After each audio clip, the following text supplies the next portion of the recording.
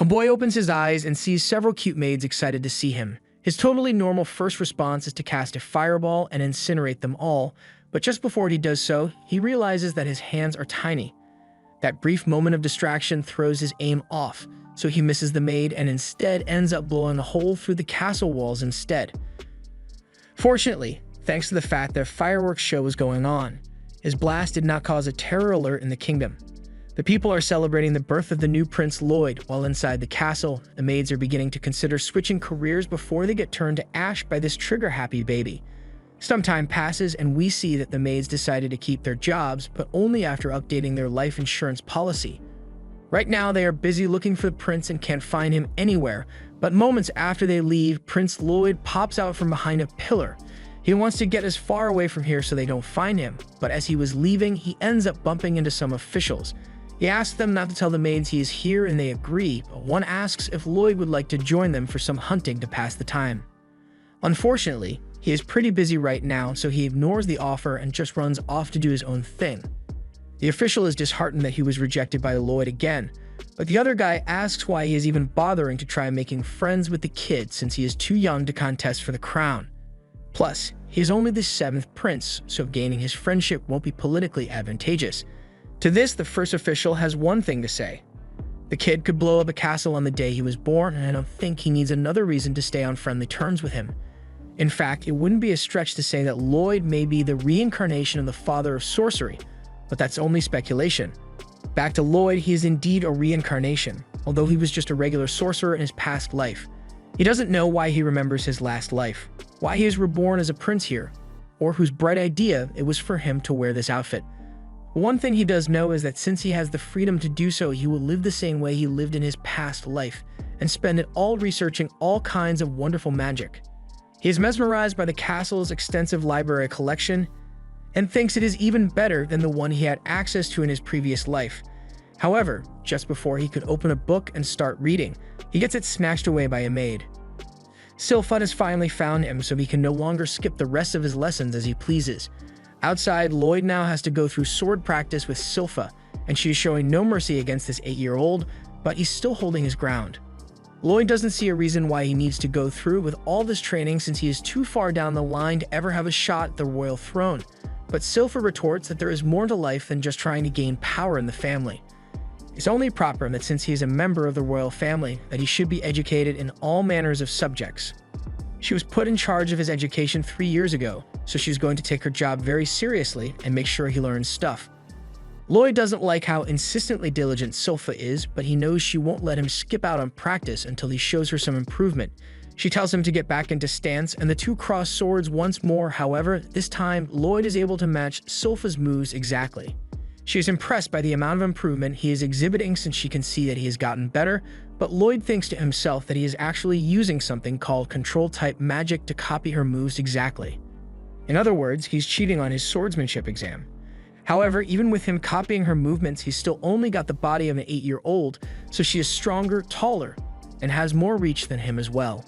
He's going to have to find a way to make up for the differences, since they put him at a huge disadvantage, so he comes up with a brilliant solution. He's going to cheat some more. He casts a spell to make his wooden sword grow longer, and another one to make him physically stronger, as well as one to make him levitate, so now he is able to fight on equal terms with Silpha. Eventually, when he sees an opening, he switches tactics and stops copying her technique in the middle of his attacks, so she is thrown off guard and he plans to take advantage of that to strike. However, she's still an extremely skilled swordswoman, so she was able to block his strike regardless. She confronts him about cheating just now, and Lloyd is scared that he got caught. She assumes he must have done it to make up for the difference in ability between the two of them. And honestly, she's pretty impressed by it. That means he must have been using 2 spells at once, and even the palace court mages find that difficult to do, so it's a really advanced skill. Lloyd is just happy that she didn't scold him for using magic, but he chooses to leave out the fact that he was actually using 4 different spells at once instead of just 2. Later that evening, it is time for Lloyd to take a bath, but unfortunately, or fortunately depending on how you think about it, he is forced to take his bath while sitting in the lap of Silpha in the maid's bathroom. He finds this whole situation to be incredibly embarrassing, but Silpha refuses to let him leave and bathe himself since last time she did that, he couldn't even shower and spent all his time reading instead. My guy just wants to read some books, but instead he's surrounded by so many opie that he doesn't know what to do. One of the other maids warns him that if he doesn't behave himself, then he'll be taken by the demon of the Forbidden Library. Lloyd had never heard of this Forbidden Library or the demon in it, so the girls recount the whole story. Long ago, the kingdom of Saloon was nearly destroyed completely. However, after the sacrifices of countless mages, they managed to seal the demon away inside a book. The name of this demon was Grimoire, and he is supposedly sealed away in the castle's Forbidden Library. Silpha doesn't believe the story is true, and she is sure Lloyd wouldn't be scared by something as silly as that. However, Lloyd is fighting his own demons after being surrounded by so many girls in the bath, so he can't bring himself to look them in the eye. They misunderstand this and think he must actually be scared of their story, so they start offering to let him sleep in their beds tonight if he wants to. Lloyd manages to slip away while they argue over who gets to stay with him. And now that he knows there is a forbidden library, he can't just not explore it. That night, Lloyd sneaks through the castle halls until he finds the corridor that should lead to the forbidden library. He then proceeds to cast an air spell on himself to conceal his presence. It changes the density of the air around him and causes light to refract around him, making him practically invisible. One of the guards is falling asleep, but the other tells him to stay awake since they are meant to be guarding magic that could potentially destroy the kingdom in the wrong hands, as well as a sealed demon. All the while, Lloyd is walking past them as they talk about how good they are at their guard duty. They are definitely getting fired after this, aren't they? There was still a second layer of protection in place to stop people from getting into the library though, and it is a seal that was cast by 10 powerful mages using their strongest sealing magic, so there should be no way anyone is getting through that. Well, it didn't take much for him to get through it, so I guess the mages are getting fired as well. After Lloyd has made it into the library, he is amazed that despite living here his entire life, he has never once seen this place. He starts looking around at all the interesting books available, but he reminds himself that he has to replace that barrier so people don't lose their jobs because of him. Just then, he sees a book fly out from a pile, and out pops the demon, Grimoire. He is impressed that such a young boy managed to break the seal on the door to the library, so he tries to persuade him into unsealing him as well. However, even if he doesn't, the seal on Grimoire is probably just going to collapse on its own since it has degraded over time. Grimoire tries to bribe Lloyd with some gold nuggets, but Lloyd isn't fooled by his words. This gold is made from creation magic, and on top of that, Grimoire made this stuff really poorly. He also tells Grimoire that he'll be redoing that seal once he is done here. The kingdom has a lot of books he can read, so he can't let something like Grimoire possibly destroy it all. Grimoire tries convincing him by promising that he won't destroy the kingdom, but Lloyd isn't falling for it. As a last attempt, he says he'll teach Lloyd some ancient magic if he releases him, and Lloyd is immediately ready to throw the entire kingdom under the bus if it means he can learn more magic. He asks if Grimoire will really teach him some ancient magic, and realizing he's got the kid hooked, Grimoire tells him that he definitely will. He also tries buttering him up by saying he must be really talented with sorcery. This brings back some painful memories from Lloyd's past life, where he was discarded for his lack of magical talent, but that's changed since he now has the body of a member of the royal family. He creates a magic key and uses it to destroy the book that was holding Grimoire, and once he is free, he can't believe Lloyd actually destroyed the seal just like that. Lloyd is still excited to get his ancient magic lesson from Grimoire, so he asks for the lesson to begin. Grimoire takes a look at him and proceeds to chuck a ball of purple fire at him, calling it Lesson 1. He believes that must have killed Lloyd, so he's about to get out of here and go destroy the world or something. But then Lloyd pops out from the smoke, completely unharmed. Grimoire can believe that Lloyd is still alive after taking a direct hit from his spell, and Lloyd is praising it for being so unique. He would love to see some more, and Grimoire just can't accept that Lloyd survived, so he starts firing off many more spells at him. However, not a single one manages to break through the barrier around Lloyd, so Grimoire is confused how his barrier could be so powerful. Lloyd is watching in amazement as he analyzes the spell, but even though he knows it could possibly kill him, he wants to see what it feels like to take the attack with his body. Lloyd opens up a hole in the barrier and takes a bit of the purple fire in, much to the shock of Grimoire. It burns his finger really badly, but he seems to enjoy it regardless. And this is the moment we find out that Lloyd is seriously messed up in the head. He tells Grimoire to show him something else, and not wanting to lose to a child, Grimoire pulls out his trump card and grows his second spell so he can dual cast his magic. And although this would have annihilated anyone who wasn't the main character, Grimoire is getting worse matchups than Jogo did. Once Grimoire sees that Lloyd has effortlessly canceled out his most powerful spell, he gets the message that he cannot handle this kid in a fight, so he tries to get away from him as fast as possible. However, just as he was about to leave, he crashed into the barrier Lloyd had set up around them ahead of time. The castle is right above the library, so he didn't want them finding out he was down here. Grimoire asks if Lloyd thought he was going to try and run away, but that's not it. A long time ago, he made a mistake that raised everyone's life insurance, so he likes to be extra careful when he's using magic. He also put barriers up around all the books so that they wouldn't get burned up. But just when Grimoire was about to try throwing another magic spell, Lloyd stops him and says that he has seen enough of that one already. Now he wants to see what kind of defensive magic Grimoire can use, so he uses one of his own attack spells. It's safe to say that Grimoire is not going to enjoy this, and after the blast has ended, we see him laying on the floor as a defeated demon. Lloyd comes up to him and asks why he didn't use a barrier to defend himself, but nothing Grimoire could do would have saved him from that attack. Afterwards, Lloyd uses some magic to return the room back to normal, and Grimoire has been thoroughly tamed from his experience with Lloyd. He tells Lloyd that he is an amazing mage, but Lloyd thinks he is the one who is amazing since it turns out that demons can't be killed by magic, although it still hurts a lot. Lloyd is interested to find out just how much punishment Grimoire can take since he is supposedly immune to magical damage, but Grimoire doesn't want to agree to that, so he pledges his undying loyalty to Lloyd on the condition that he doesn't torture him. Lloyd agrees to take him on as a familiar, but torture will still be involved. Only slightly though. He tells Grimoire to transform so he doesn't scare people with the way he looks, so he turns into this chibi-looking goat and plans to butter him up so he can take control of his body. However, when Grim tries to do so, he ends up staring into the bottomless pit that is Lloyd's mana reserves. This made it clear to him that nothing he tries against this kid will work, so he is better off just being obedient and not causing trouble. With all that settled, Lloyd heads off to enjoy reading in the Forbidden Library as much as he wants. While still enjoying his reading session, Lloyd receives a visitor in the library which Grim alerts him to. He doesn't think much of it and just tells Grim to hide since he doesn't want anyone seeing him. But once the man speaks to him, Lloyd perks up because it turns out that it's his big brother Albert. Lloyd accompanies Albert for his daily training, so he, as well as a couple servants, all stand around as he gets ready to fire a spell at some targets. Albert casts a little flame spell so he can fire at the target, and while it's just a little one, size isn't all that matters. He uses his spell to strike the target dead center, so everyone gives him a round of applause. Grim asks Lloyd if Albert is really the second prince of the kingdom of Salome, and Lloyd confirms as much. While he is no main character, he is decently capable physically, as well as being pretty smart, so it's not strange that people consider him a good candidate to succeed the throne. With the authority he possesses, he is allowed access to various facilities within the castle to keep his skills sharp, and sometimes he invites Lloyd to join in.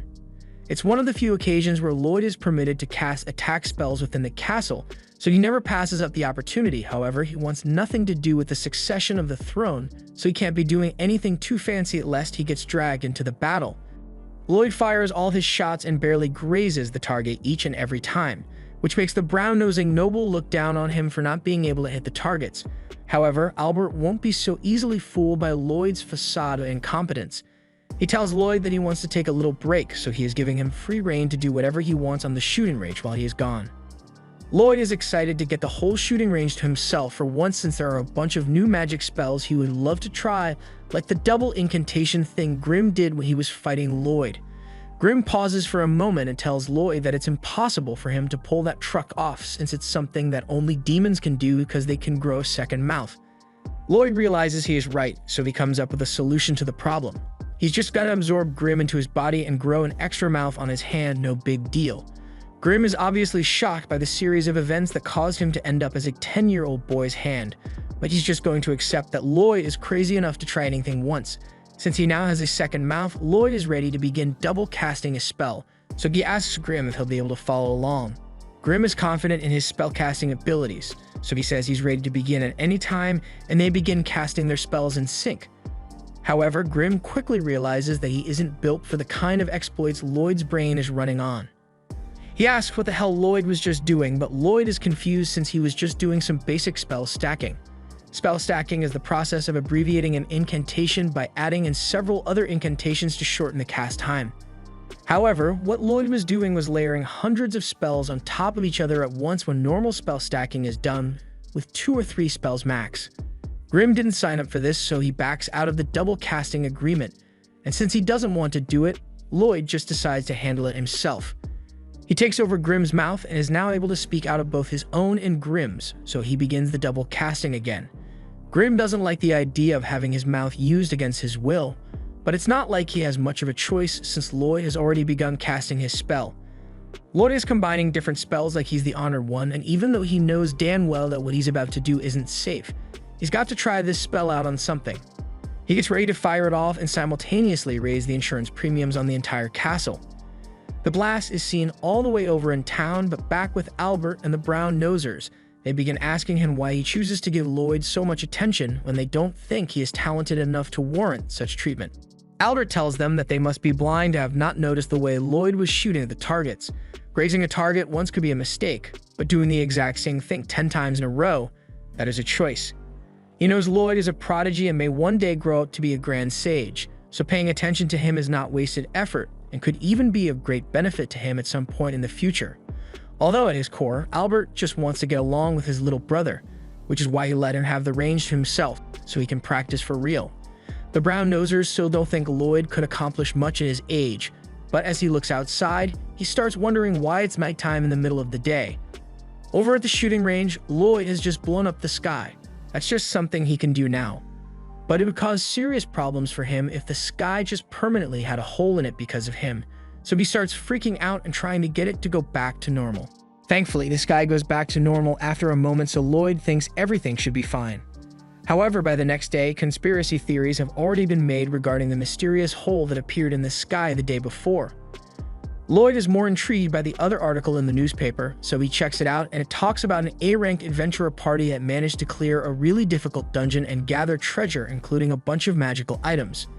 As soon as he saw that, Lloyd decided that it was time for him to head into the dungeon without thinking twice, but Grimm had to pull him back because it's obviously a terrible idea for Lloyd to just disappear from the castle randomly and head off to a dungeon.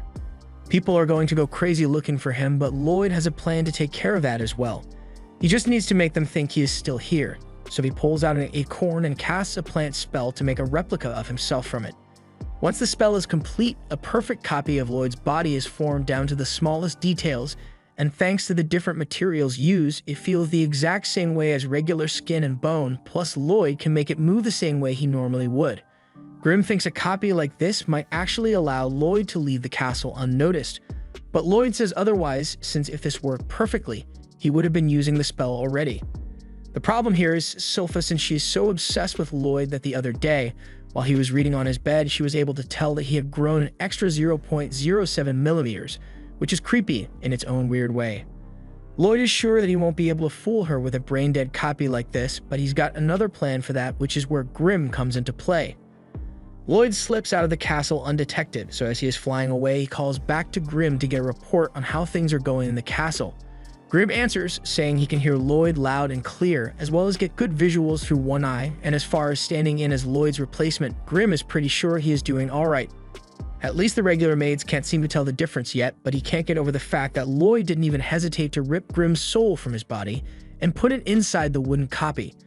Then he took Grimm's body and reabsorbed it into his body so they could maintain communication.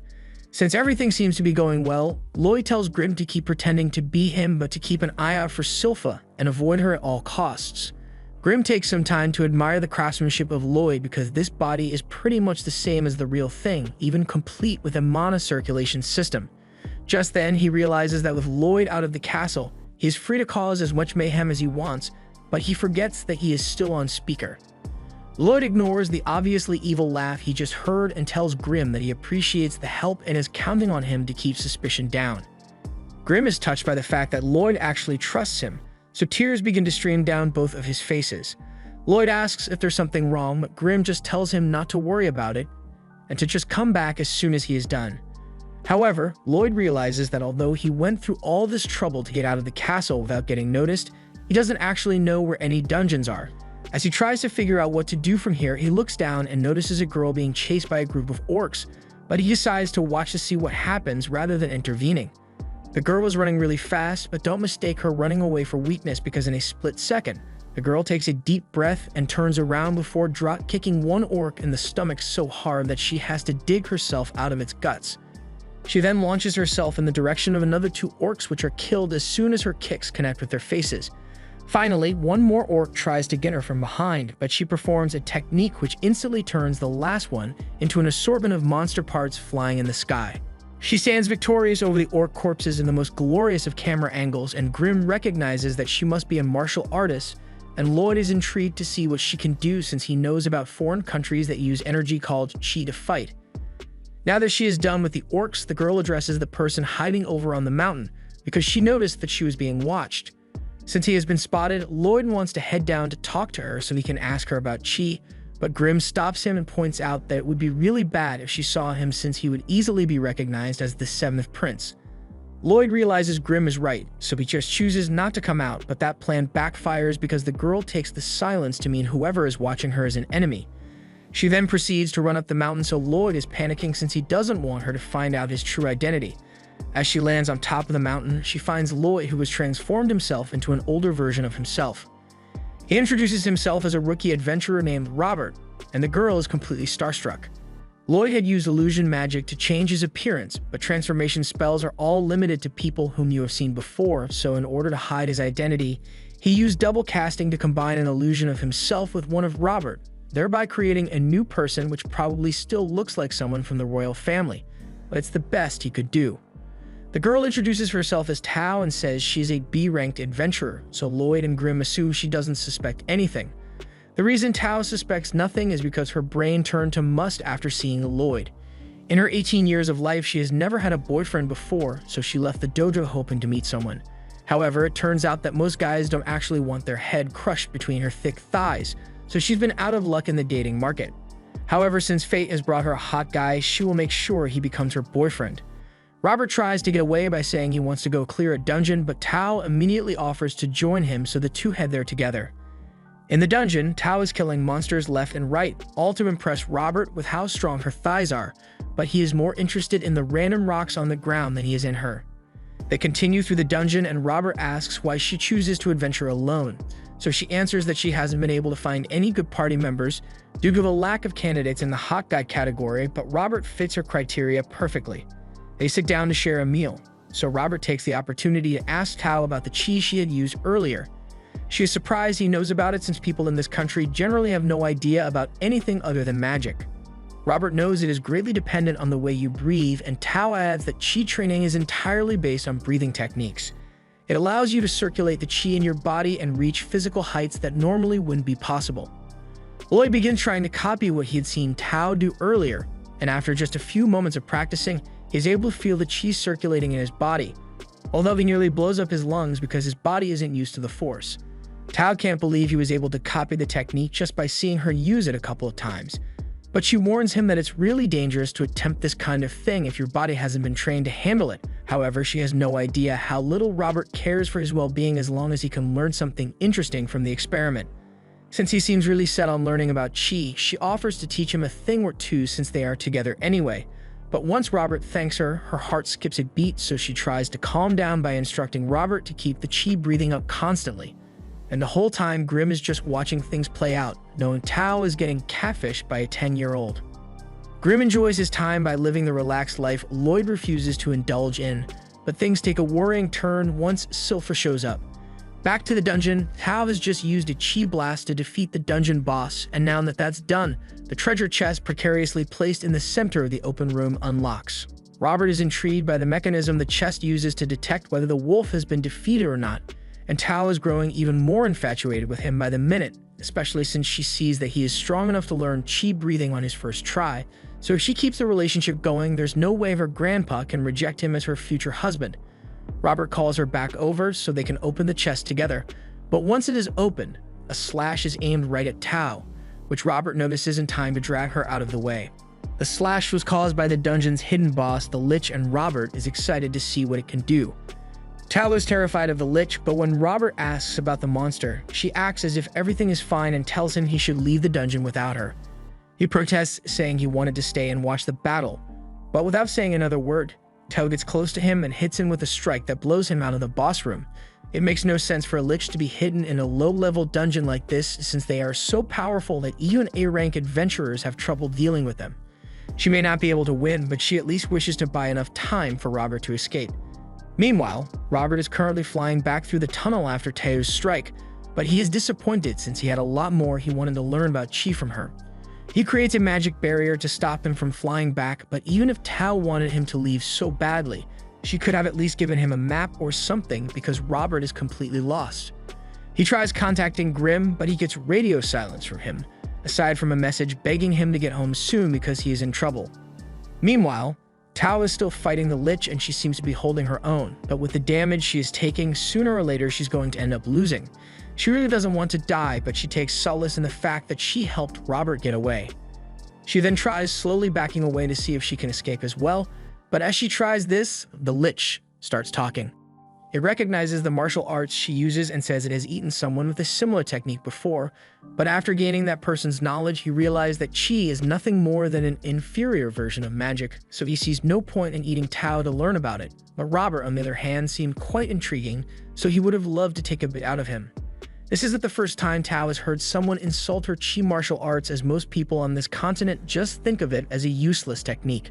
But when Robert saw it, he actually thought it was impressive, so that made her happy. The Lich doesn't get why she is telling him this or why she would think he cares, but Tao is done talking. She takes a deep breath and charges at the Lich with all the strength she can muster. Even if the Lich raises a barrier, she doesn't stop pounding away. She has been training her body to use Qi for her entire life, giving up her precious time and never getting the chance to have a boyfriend, so she's not going to let him insult the technique. She unleashes a full-power Qi blast at point-blank range, which breaks through the Lich's barrier and sends it flying back into a wall. Unfortunately, using that much Qi also left her body completely exhausted, so she can barely move at all now. However, the Lich wasn't defeated by her attack and even found it rather pitiful for an ultimate attack. All the Qi she could gather in her body is ultimately inferior to even a single finger's worth of his own magic, so he tells her that she's gonna die now. The Lich brings down a magic slash, but instead of killing, the slash cracks and falls apart as Robert has returned and put up a barrier. He says if Tao is done fighting already, then he'd like to give it a shot, but he's got to get home soon, so he'll have to make it quick.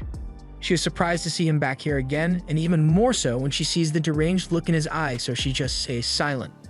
The Lich begins casting a spell, so Robert does the same and immediately disappears from view, dashing along the walls and appearing behind the Lich.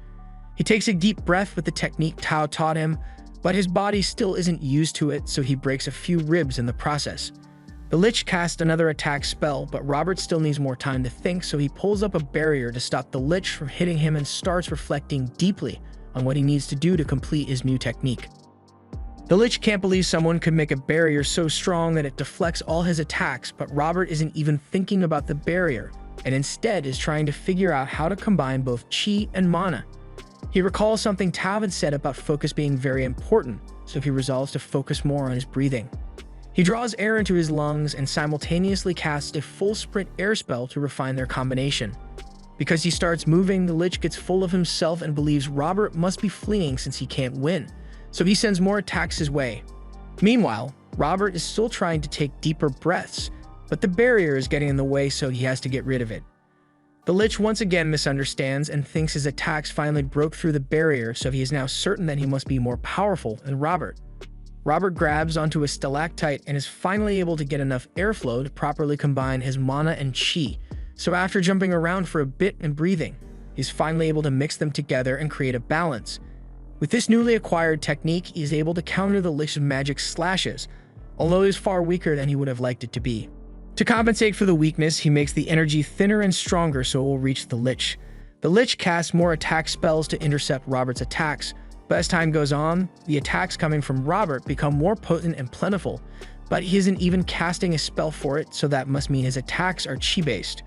The Lich can't believe he is being overwhelmed by a technique as rudimentary as Qi, but Robert keeps piling on without pause. He continues making the slashes thinner and sharper until he finally perfects the technique. The Lich sees what's coming and gives up on counterattacking, so he pulls up a barrier and attempts to tank the hit. However, with his perfected technique, Robert is able to cleave right through the Lich and his barrier as well as the cave they are in. After that, Tao is even more in love with him than before, so as they prepare to leave, they check the chest to see what they went through all this trouble for and find nothing but a rusty old dagger. It doesn't seem like it's worth anything, but Robert thinks he might be able to do something with it. After the treasure is taken, the chest begins to sink into the ground, but while Robert is confused, Tao tells him that it's perfectly normal since this always happens.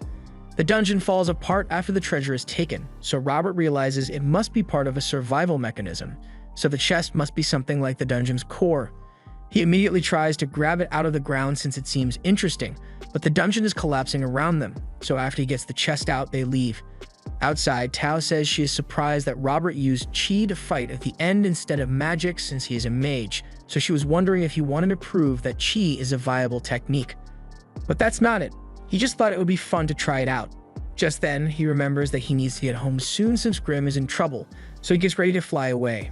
Before he leaves, Tao reflects on what happened and knows Robert was able to figure out a technique called Chi Blade on his own in such a short amount of time, so she has to become better so she can keep his attention and hopefully get him to be her boyfriend. Robert agrees to this sentiment, but as he is flying off, Tao realizes she never got to ask him for his contact info, so she'll probably never see him again.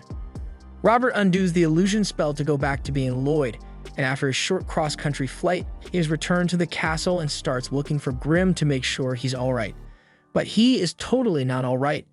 After Sylvia caught him, he was forced to do sword training, but since he only uses magic, his sword skills are incredibly lacking, so Sylvia thought Lloyd was getting soft and made the training even harder on him.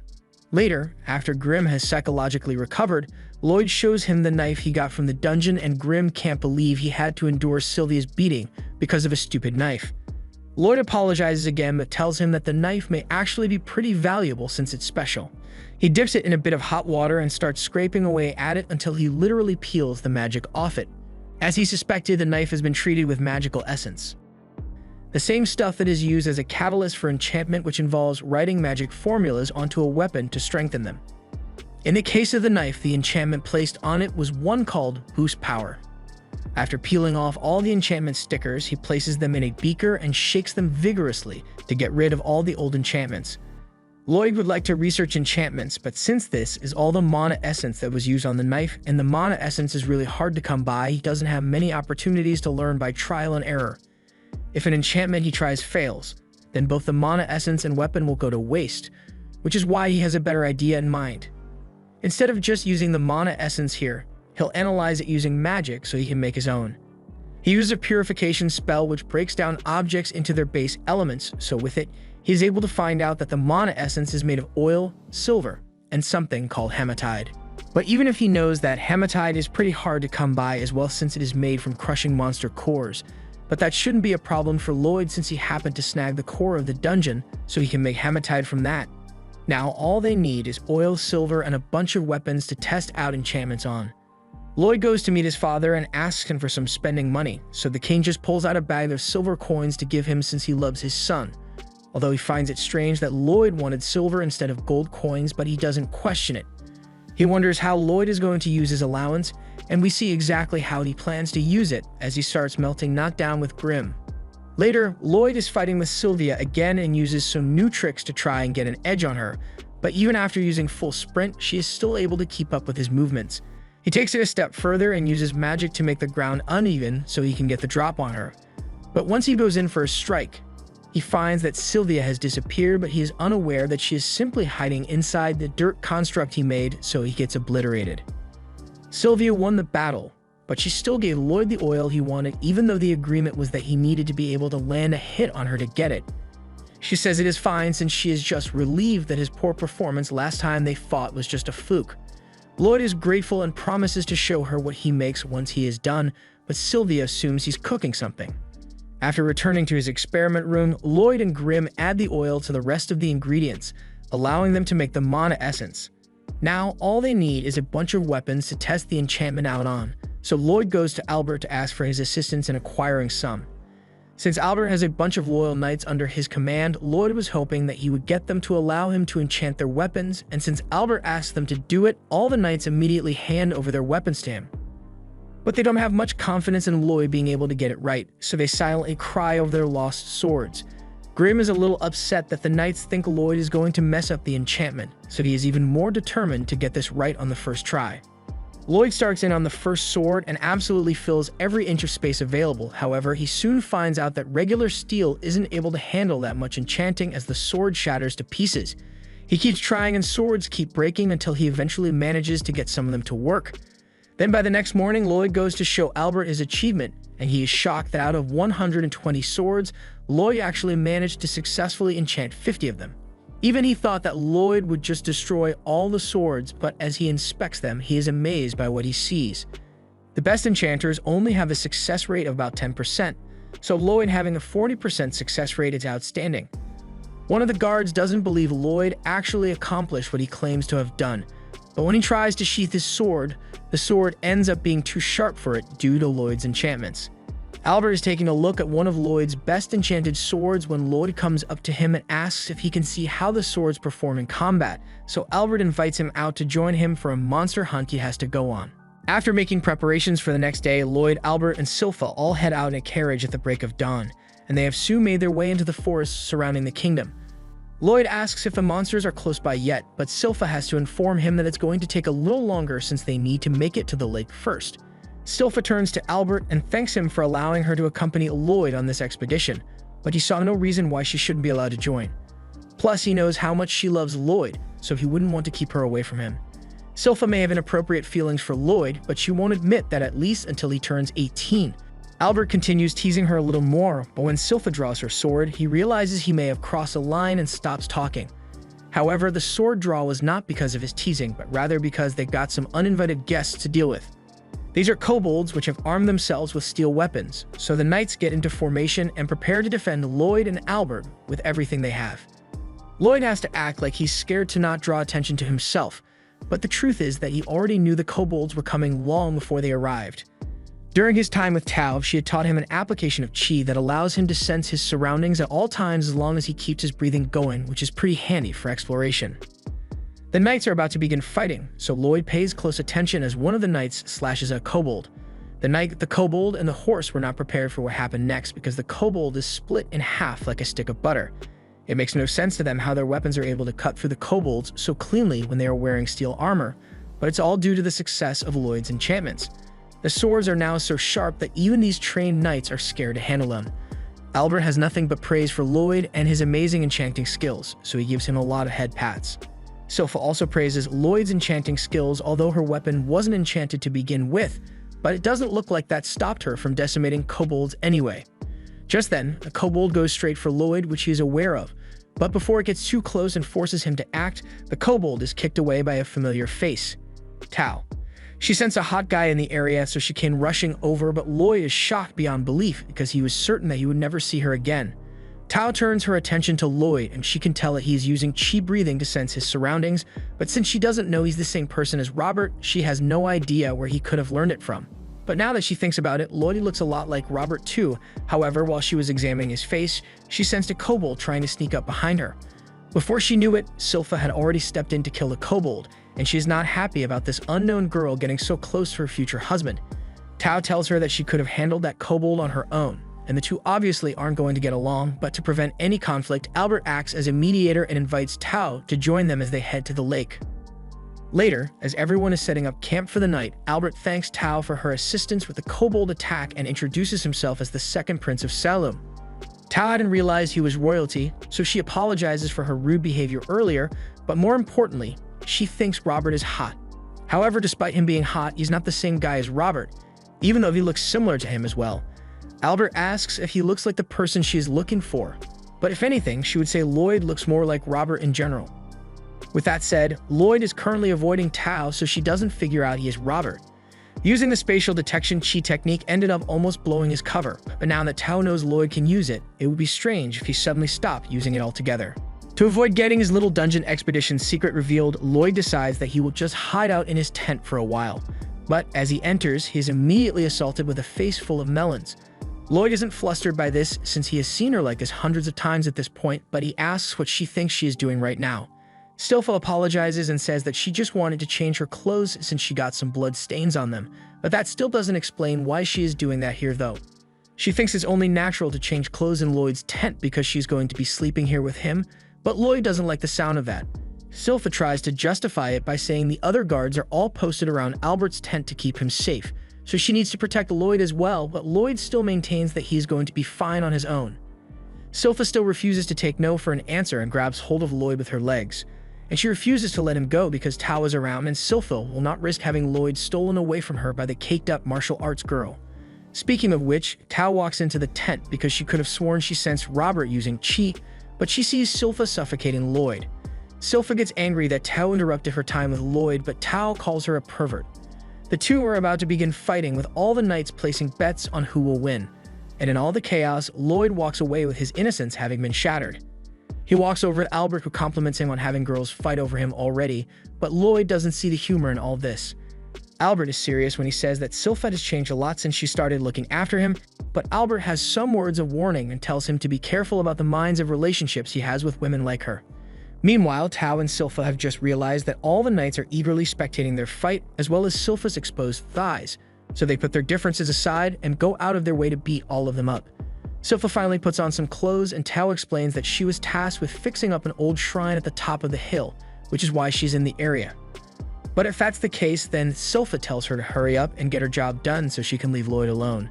Tao doesn't appreciate being told how to do her job, but Albert interjects and says it would be dangerous to head all the way up to the mountain right now, and her chi spatial sense is really useful for detecting threats, so he would like her to stay with the group until morning. However, as Tao senses an imminent threat, she doesn't think they'll need a scout anymore because they found the monster they were looking for. The beer wolf charges at the group, so the knights get into formation to defend against it, while Lloyd just gets behind Silpha since he doesn't want to finish the fight too quickly. The bear wolf seems to be awfully fast considering its size, but while Lloyd finds it pretty interesting, Grim is more intrigued by the old shrine up on the mountain. As the fight with the wolf progresses, Tao saves one of the knights with a chi blast, but it seems like it will take more than that to take down the wolf, so Albert steps up to the plate. He pulls out the enchanted sword Lloyd had made, and with it, he casts a fire spell that obliterates the wolf in one hit. All the knights praise their prince for being so powerful, but that spell normally wouldn't be as powerful as it was just now. It was boosted by the enchantments Lloyd had applied to the spellbound sword, so Albert thanked him for making it easy to defeat the wolf. Lloyd is glad that his enchantments are well appreciated, but Grim gets his attention to let him know that they have more pressing matters at hand. That shrine up on the hill that Tao is meant to fix has a demon sealed within it, and the seal seems to be worn down. Suddenly, the bear wolf that Albert had just defeated stands up once more with a dark aura surrounding it, and many more monsters appear around it as well. From the wolf, a voice talks down to the humans, cursing them for daring to harm his minion. He is the demon Pazuzu, and even though he's crazy ugly, he swears to take the lives of each and every one of them for what they have done. He orders all of his minions to attack, so the group steps back in order to defend. Albert slashes at one of the wolves, but in the next moment it was able to regenerate from the wound and nearly bite into Albert. Luckily, Tao steps in to save him at the last moment, but the situation isn't looking good since the wolves are all able to regenerate from any damage they take, no matter how severe. Everyone is fighting for their lives while Silpha just stands and watches because she doesn't care what happens as long as Lloyd remains safe. Lloyd hides behind a barrel to ask Grim if he knows Pazuzu, since they both happen to be demons, but Grim has never met him before. But despite that, he is able to tell that Pazuzu is controlling the monsters by transmuting his magic. It's kind of like making magic puppet strings that allow you to control someone else, and on top of that, he is able to supply mana through the strings to regenerate any damage the wolves take in an instant. Unless Pazuzu himself is taken down, then this fight is never going to end. However, Lloyd stopped listening after he found out that there's something called mana transmutation, so he wants Grim to teach him how to do it. Grim doesn't think now is such a good time for that since the others are fighting for their lives out there, but Lloyd cares way more about learning than if his friends and family die, so he insists on Grim teaching him immediately. Meanwhile, Pazuzu is laughing his butt off since he is having such an easy time attacking these humans. But once Pazuzu insults Lloyd because he thinks he is a coward, all gloves are off with Silpha. She tells Lloyd that she's going to have to leave him alone for a little bit, and Lloyd is so engrossed in his transmutation lesson that he doesn't care what she does. Silpha steps up to Pazuzu and proceeds to call him an assault on all her senses with his ugly face and stanky breath. And since Lloyd is nearby, she can't allow him to pollute the environment any longer with his presence, so she'll kill him now. Pazuzu finds her threats funny because he sees no way she can win with just a sword. The wolves are under his control and will heal indefinitely as long as he supplies them with mana, and demons almost never run out of mana, so he can do this all day. However, Silpha's only response to that is that he should please stop talking because his breath is doing more damage to her nose than any attack ever could. Pazuzu stops wasting time and immediately attacks Silpha, but by the time he realizes what's happened, Silpha has already cut off all his beowulf's feet. Pazuzu refuses to lose to her, so he begins regenerating his wolf's feet, but as he does this, the others realize that the rest of the wolves seem to have slowed down considerably. They'd figure out that this is because Pazuzu is currently focusing his mana on regenerating his own wolf, so Robert asks Silpha to keep damaging it like she just did so they can finish off the rest of the wolves, and she is happy to comply with his order. But while all this is going on, Lloyd is having a blast learning about the intricacies of mana transmutation. Grim explains to him that it is no easy feat to pull this off, and Pazuzu is insanely talented to be able to control so many monsters all at once. Back to the carnage happening meters away, Silpha has just wounded Pazuzu once more, and as she lands next to one of the knights, she asks him to let her borrow his sword. She is entranced by the sword, and more importantly, by the fact that it was enchanted by Lloyd. But since he sees her attachment to Lloyd, Pazuzu starts talking about how he plans to dissect Lloyd and study his organs to find out what she thinks is so special about him. This makes Silpha unbelievably mad, and Pazuzu takes the opportunity to pounce from behind and eat her whole. However, that does not mean he defeated her, as from inside the mouth, she uses her swords to carve the wolf up with her dual blade technique. She then slashes its head off as it returns to the ground. However, she wasn't satisfied with just that, so she uses another dual blade technique to rip him out of the body of the wolf and carve him up on the ground for maximum suffering. Everyone is amazed after witnessing what Silpha can do when she gets serious, but Lloyd already knew she was strong, so it doesn't surprise him. Pazuzu dared to threaten Lloyd in her presence, which is an unforgivable sin in her eyes, so she draws her sword to his neck and prepares to finish him off once and for all. However, Pazuzu still had one trick up his sleeve and unleashes his foul breath upon the land. On the other side of the battlefield, Tao and Albert have just finished off the last of the monsters that were attacking them, but Albert says they can't celebrate yet because the monsters will simply regenerate eventually unless they defeat Pazuzu, so they need to go and assist Silpha in finishing him off. But just then, Pazuzu's vile breath reaches them, and everyone except Tao is instantly brought to their knees. Even Silpha succumbs to nostril violation as she falls to the floor, so Pazuzu takes the opportunity to regenerate his body and complains that he spent a lot of time making all his puppets, but they were all slashed up in an instant, so he's going to make sure to get his revenge for that and swats Silpha across the lake. Albert wants to go help her, but he can't muster any strength in his body at all. And Pazuzu explains that the weakness they are all experiencing right now is due to the effects of his miasma of domination. However, as Pazuzu attempts to finish Silpha off, his attack gets parried by Tao, who is ready to defend Silpha despite not liking her. She asks Silpha if she is able to stand, and Silpha doesn't want to look like she's weak, so she's perfectly fine, but she doesn't look fine at all. With the last of her strength, Silpha tells Tao to run to Lloyd and protect him, but then she loses consciousness shortly after.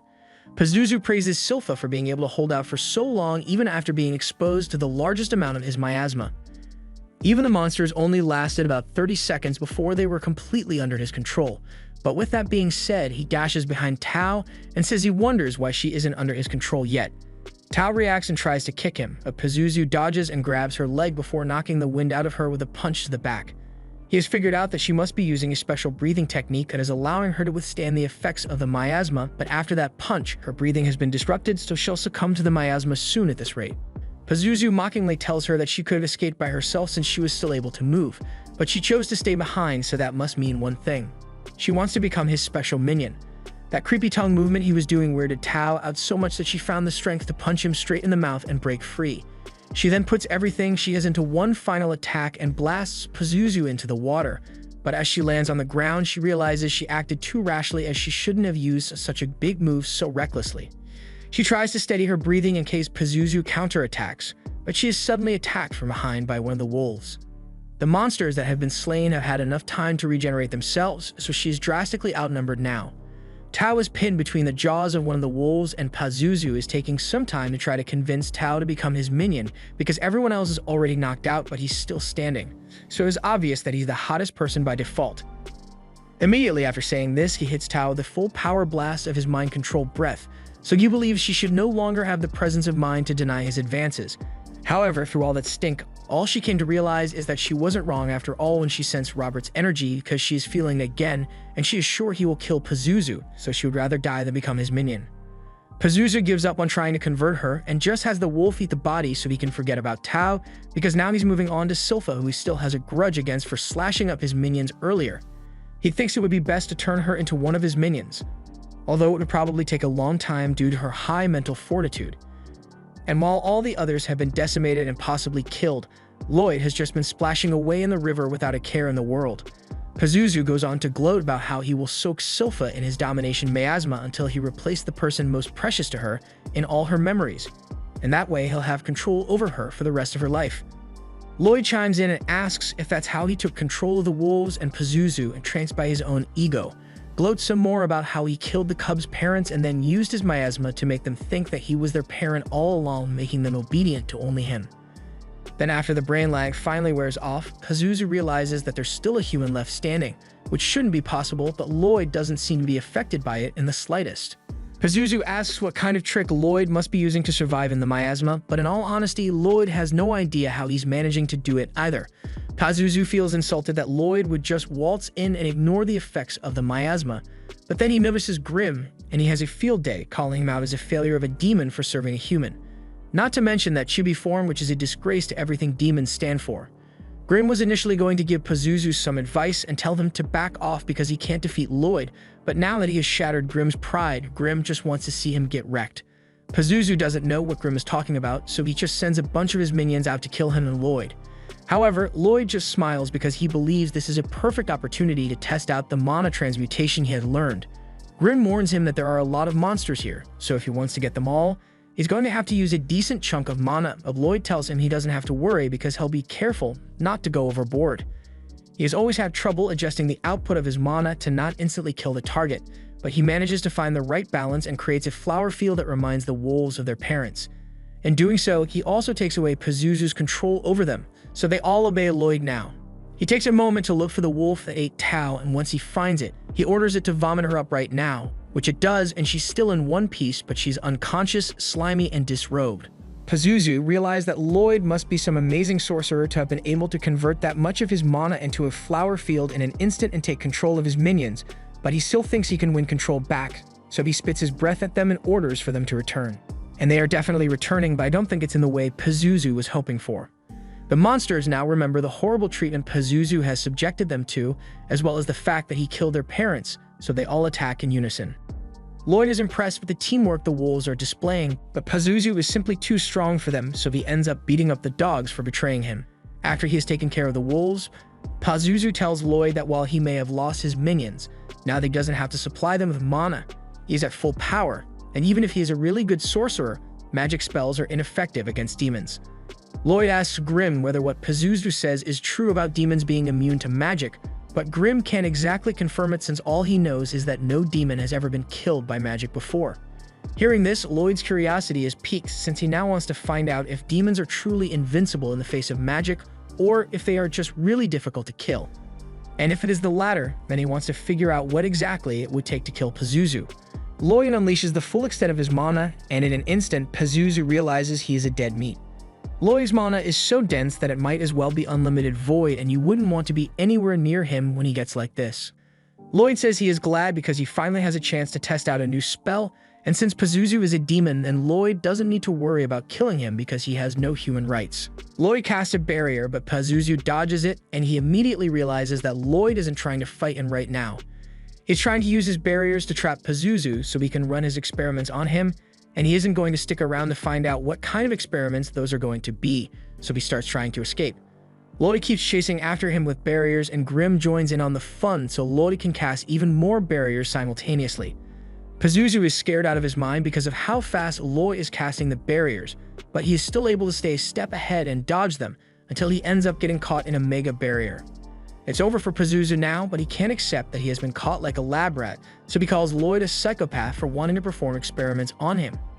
But this confuses Lloyd, since while he may indeed be a psychopath, Pazuzu himself said magic attacks don't work on him, and besides, Lloyd can tell that Pazuzu performed experiments on those wolves he took control of, so it's a bit hypocritical of him to call Lloyd out for wanting to perform experiments of his own. Pazuzu suddenly wants to talking things out with Lloyd, but it's too late for him as Lloyd has already begun chanting the spell that will lead to his demise. He's casting all 4 elements at the highest level in sequence, and repeating it 100 times a second, so when he blasts Pazuzu with it, it looks like a colorful kaleidoscope, so Lloyd wants to keep it going for at least 30 minutes. However, after only 5 minutes in there, Pazuzu is already spent. Lloyd is disappointed because he really thought demons were immune to magic, so he could use Pazuzu as a guinea pig forever, but Grimm explains that it's more like demons are highly resistant to magic. So most powerful magic attacks end up feeling like an unpleasant ray of light or sound. However, when it's coming from someone as powerful as Lloyd, it's like being forced to experience 1,000 paper cuts a second.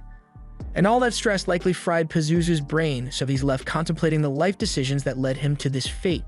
Just then, everyone finally starts waking up, so Lloyd panics because he needs to make up an excuse so that no one figures out that he's the one who defeated Pazuzu. He comes up with the idea to tell everyone that Robert came and saved the day, which they all believe without a second thought, and Tao begins frantically searching for him since she is still dead set on getting herself a boyfriend. Since the mission was a success, Albert and Lloyd return to the castle, where the king formally thanks Albert since on paper, he managed to perform his monster extermination duties as well as kill a demon while he was there, but the king still scolds him for taking such a risk and going out there with so few guards. But that aside, the king wants to give his thanks to the adventurers who helped him, so he asks where Tao and Robert are.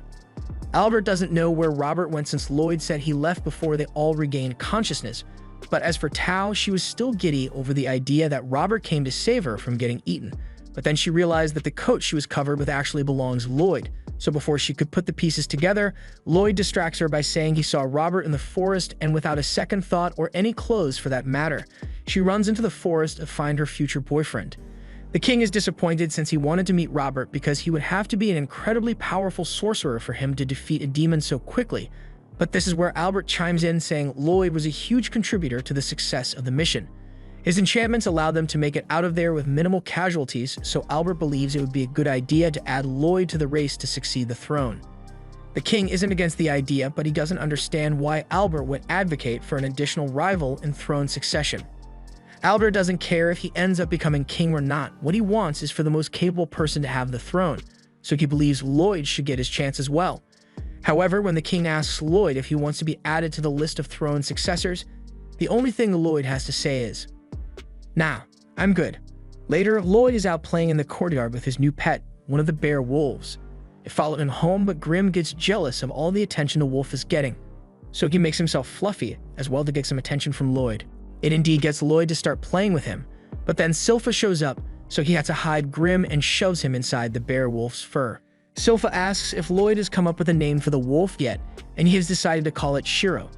He's also planning on teaching it some commands, so Silpha suggests he might be able to use his mana to make Shiro obey him, and Lloyd likes the idea, so he immediately starts brainstorming ways to make it happen.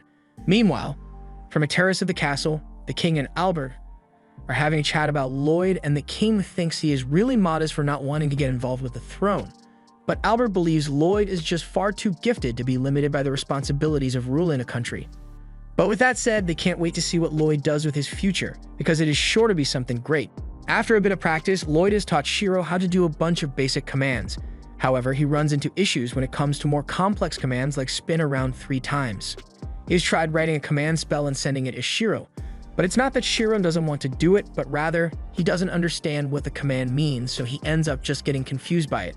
The only way to get Shiro to understand the complex commands would be to consult someone who is extremely knowledgeable about monsters, so both Lloyd and Silpha start thinking about it, and they soon remember that they know someone who's really knowledgeable about monsters.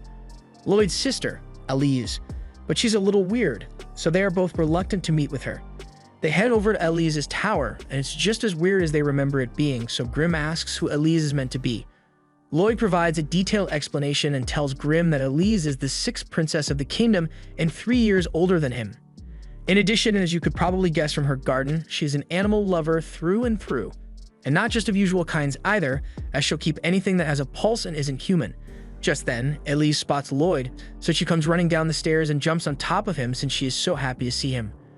Lloyd says he's happy to see her as well, but then she kisses him out of nowhere, to the horror of both Silpha and Lloyd.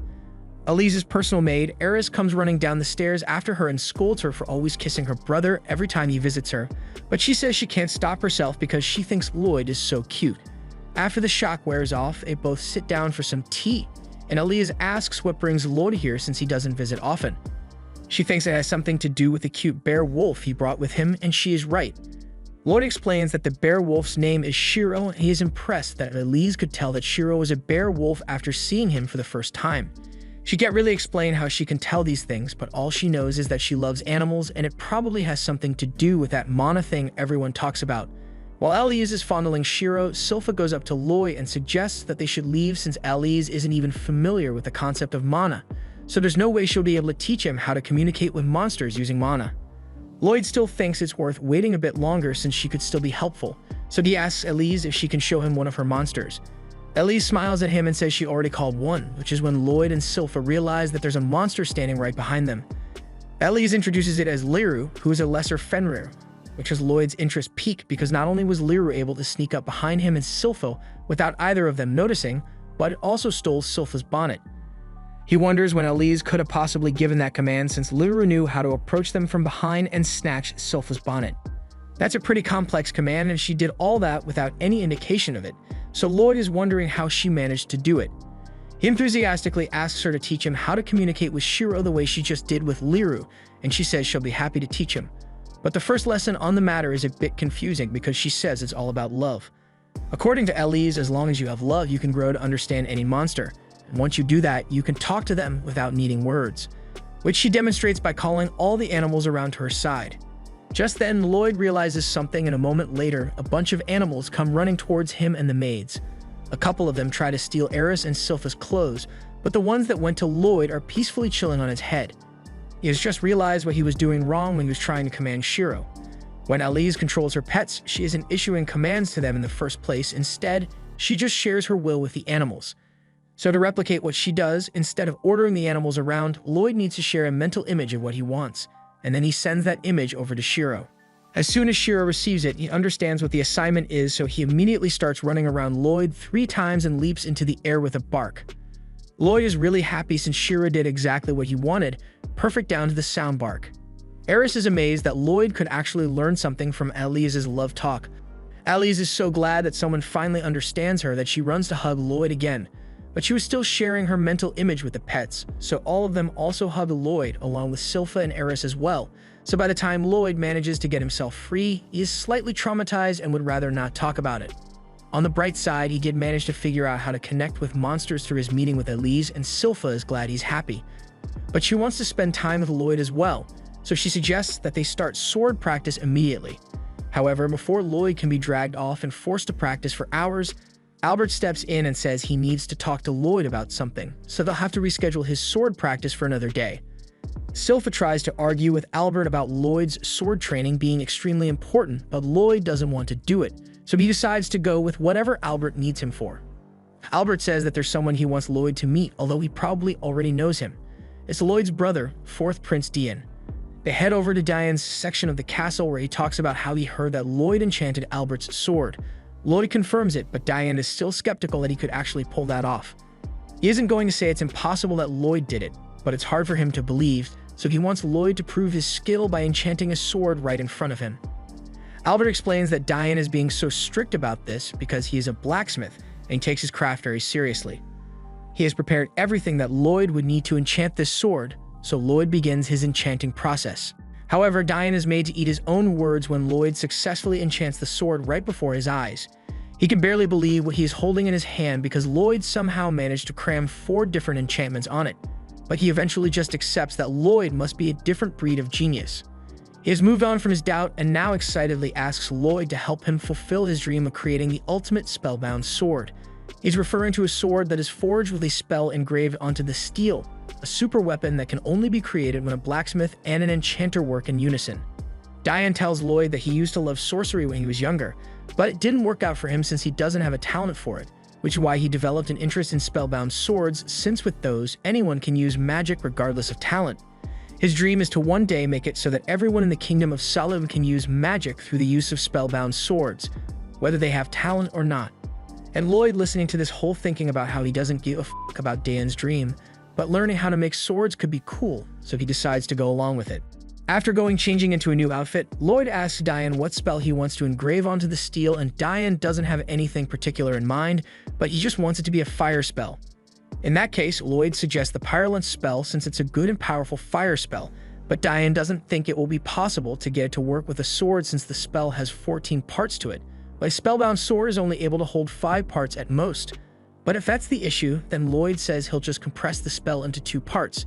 Diane can't believe Lloyd can do that, but he does it, and the pair move on to the next step of the production process, applying it to the metal.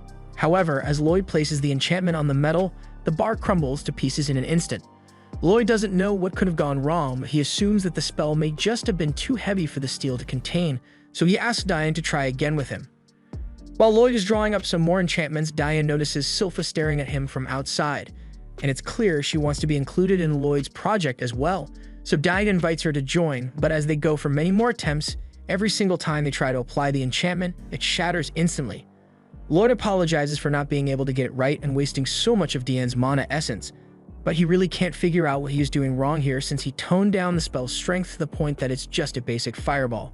Grim is surprised to see Lloyd having so much trouble with something since he always seems to learn things so quickly, but then he notices something off about the mana essence that Diane has. Meanwhile, Diane is being very supportive of Lloyd and doesn't blame him for not getting it right away, so he tells him that he doesn't have to worry since they can try as many times as needed, especially since he managed to get a ton of mana essence on sale at the dollar store. Hearing that, Lloyd realizes what's going on here, so he takes 1 glass of the mana essence and casts Purify on it, revealing that there's barely any hematite in there. The stuff Diane bought seems to be sufficient for things like regular enchantments, but something like a spellbound sword would probably require a higher concentration of hematite to pull off. Unfortunately, hematite is made of monster cores, and Diane doesn't have any just laying around, so Lloyd thinks he may have to sneak out of the castle again to go dungeon exploring, but then Silpha suggests the exact same thing. Lloyd is shocked since he knows there is a general belief that a young prince shouldn't head into a dungeon for no reason, but after the previous encounter with Pazuzu, Albert talked with the king about letting Lloyd try more new things in order to expand his horizons a bit, so since they have permission, she suggests they head to the guild to get things started. Lloyd and Silpha arrive at the guild a while later, and they are welcomed by the receptionist, Katarina, who gives them the required registration forms, and Lloyd is a little hesitant to fill it out since he is so young. But Silpha tells him it is alright to put the truth down. After he's done filling out the form, he's meant to touch the mana measuring orb, but Lloyd knows how these things work, and with his current mana, he is sure it would probably explode if he touched it, and that would draw too much attention. So he puts a lot of extra effort into suppressing his mana until it's down to almost nothing. Once he is done, he touches the orb, and although it doesn't explode, it still gives him a magic rating of A, which he finds weird since his mana should be at 1% of what it usually is. Even if the measurements say his magic is A since he has a 0 in all other stats, his overall rating is E, so a couple of nosy adventurers behind him start making fun of him. The receptionist is able to recognize talent though, so she compares Lloyd's potential to that of the legendary Silver Blade adventurer. The guys in the back are offended that someone would compare Lloyd to the Silver Blade because she was a phenomenon that tore through countless dungeons until she just disappeared one day. Meanwhile, the Silver Blade that is standing right in front of them asks to take on a dungeon quest with Lloyd. Unfortunately, Katarina tells her that an adventurer of at least B rank needs to be present for the quest to be approved, so Silpha says she'll just re-register with the guild since she was A rank back in the day. However, that won't work either since re-registering comes with a 2 rank demotion, so she still doesn't meet the requirements for the quest. Fortunately, there's someone here who can help them out, and it's Tao. Silpha asks why Tao is here since she was supposed to be looking for Robert, but she can't find him at all. And she searched through so many dungeons that she ended up becoming A rank, so she has accepted that she'll never see Robert again, which is why she wants Lloyd to introduce her to Albert instead and maybe set up a tea date. Since they now meet the requirements for the quest, they all head to a random dungeon where they'd breeze through and find the core in no time.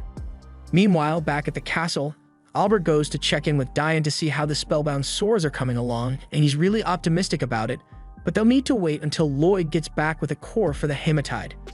Unfortunately, Albert doesn't have a few days to wait since it looks like a war could be looming, and those swords would have been really useful.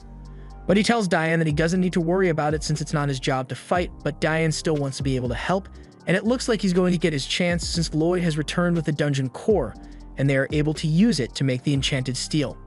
And eventually, the spellbound sword has been created, but it's a little more powerful than Lloyd intended, so he plans to tone it down in the next models. After a long day's work, Lloyd settles down for the night, but before he can get any sleep, he notices that there's something in the garden, or rather someone. Now that he has noticed the person, Lloyd flies down to the courtyard to greet the stealthy intruder, and upon realizing that they have been discovered, the intruder immediately tries to escape. However, Lloyd had already put up a barrier around them, so there was no way they were getting away from him now. He wants to have a little chat with the intruder, since they are technically trespassing, but the assassin then takes off her cover, revealing that she is a girl with very questionable fashion choices, and she apologizes ahead of time because she didn't want to have to use her special move on a child, but she has no choice given the situation. Lloyd's head begins to feel fuzzy, and he smells flowers for some reason, so he realizes that he must have been poisoned. He immediately tries using a purification spell, but the girl tells him it's no use since nothing can purify her poison, and Lloyd soon falls to his knees due to the poison's effects. Despite being poisoned and on the verge of death, Lloyd is still calmly thinking about how Purify is able to neutralize all known poison. So if it isn't working right now, then this must be an unknown toxin, which also means the girl is transmuting the nature of her poison with her mana. There are certain people who are born with types of mana, and those with particularly threatening attributes are typically known as the Blighted. The girl confirms Lloyd's suspicion that she is poison blighted, and from birth, she has been spreading poison all around her, which is why people call her Ren, the poison moth. Ren then walks over to the barrier and uses her poison to weaken it before kicking her way through, and Lloyd is impressed that she managed to get through a barrier he created. Before she leaves, Ren tells Lloyd that she only donated him with a little bit of her poison, so he probably won't die, but he's going to be in terrible pain for about 3 days, but that's not her problem, so she leaves. After she's gone, Lloyd talks about how impressive she was with her concealment technique, but Grimm doesn't think this is a good time to be impressed considering he is still poisoned. However, Lloyd says there's no need to worry since he is actively using the Healing Breath spell to recover, and while it may not be strong enough to purify the poison entirely, it is still slowly getting rid of it, so there are no real effects on his body anymore. If that's the case and he was able to move all along, then Grimm asks why he chose not to go after Ren when she was running away, but Lloyd thought it would be better to let her go and eventually lead him to her hideout. Lloyd had heard something about the Assassin's Guild from Silpha, and she mentioned how there are 6 members who all have high bounties on their heads, and what's most important to Lloyd is the fact that they all have innate special abilities, and he can't wait to learn about them. He uses his mana to track Ren down and sees that she is currently running through the city, but Grimm wonders how Lloyd is able to find her at all when she is basically undetectable. Lloyd explains that Ren probably hides herself by ripping a hole in space to cancel out all graces of her presence, but once you realize that, you just have to look for the spots where you can't sense anything. Lloyd takes Grimm to go after Ren. Meanwhile, in the Assassin's Guild, Ren is informing the other members of what happened in the castle, but one guy can't understand why she didn't try to kill him after he discovered her. Ren didn't want to kill a kid for no reason, and besides, she managed to get all the information she needed about the castle mass-producing spellbound swords, so they know there may be signs of war approaching. The guy cuts Ren off and tells her that she needs to stop trying to act like their leader, Jade, because she's long gone now. Ren refuses to accept it because she still believes Jade will return one day, but their argument gets interrupted by another member who tells them to knock it off because they have bigger issues to deal with as they are currently being watched. Lloyd realizes that he has been found out, so he undoes his concealment spell and slowly floats to the ground. The assassins are surprised to see that the 7th prince is the one who is spying on them. There are rumors saying he tries to act unimpressive, but he is actually really powerful and ambitious. But whatever the case may be, now that he has seen the Assassin's Guild hideout, they can't just let him leave. Hearing that they plan to attack him, Lloyd drops his barrier, but that seems like the worst thing he could possibly do in this situation, but Lloyd has a very good reason for doing so. He wants them to hit him with everything they've got, and he's going to take it head-on so that he can experience all their unique mana traits. He traces Teo's fighting style so that he has a way to defend himself and tells them all to come at him. The first-time attack is the green-haired guy who dashes in front of Lloyd and attempts to kick him, but gets blocked. He then dashes away again and this time tries several handstand kicks, but Lloyd is able to block it again thanks to Teo's ironclad defensive technique. By now, Lloyd has noticed that the guy seems to be incredibly flexible, so the guy introduces himself as Babylon the Warp Blighted. He is way more flexible than anything a person could manage even if they use sorcery, so Lloyd is intrigued, but he lets his guard down for too long and gets snuck up on by Crow, the Cursed Blighted, and after he tells Lloyd to sink, he feels a heavy force pushing him to the ground. Meanwhile, the big guy named Galilei tries to attack him, so Lloyd uses a physical enhancement spell in order to overcome the pressure holding him to the ground, and in doing so, he also avoids getting hit by Galilei. But as he lands on his shoulders, he finds that he is completely stuck because Galilei's special ability is to create sticky stuff all over his body. Lloyd is struggling to escape the webbing, so he decides to just ditch his clothes to get free, and it works, although he now has no pants on. While he's still in the air, he is thinking about everything he has learned, from Crow's cursed speech to Galilee's webs, but there's still one more person he hasn't seen yet, and she's finally stepping in as she strikes Lloyd with a strengthened cloth. She finds Lloyd cute, especially with how he's just running around with half his clothes missing. So she wants to teach him a little about fear and shame. Emphasis on the fear part because she stabs herself in the leg and Lloyd's leg receives the exact same wound. Her name is Talia, and she's the pain-blighted, meaning all injuries that are inflicted upon her are shared with her target. Despite having his leg impaled, Lloyd couldn't be happier with all the new stuff he is learning. Talia tries to slash him again, but Lloyd jumps back and gets away, so she regroups with the rest of the team, and they all prepare to attack him again. Talia looks to Lloyd and asks him if he has learnt a little bit about fear yet, but right now fear is the last thing that would go through Lloyd's mind, as he is simply ecstatic. He heals the stab wound in his leg, and Talia is surprised that he could cast a healing spell that works so fast. Lloyd then gets up and begins boosting the strength of the cloth in his hands until they form two swords, and with weapons in hand, he traces Silpha's fighting style. Galilee is starting to panic a little since the fighting stance Lloyd is using looks a lot like the adventurer who traumatized him years ago, and as Lloyd charges forward, they all experience terror like never before, so they immediately try to flee. As Babylon is trying to escape while wondering how Lloyd could have learned both martial arts and sword skills, Lloyd appears behind him and knocks him back down.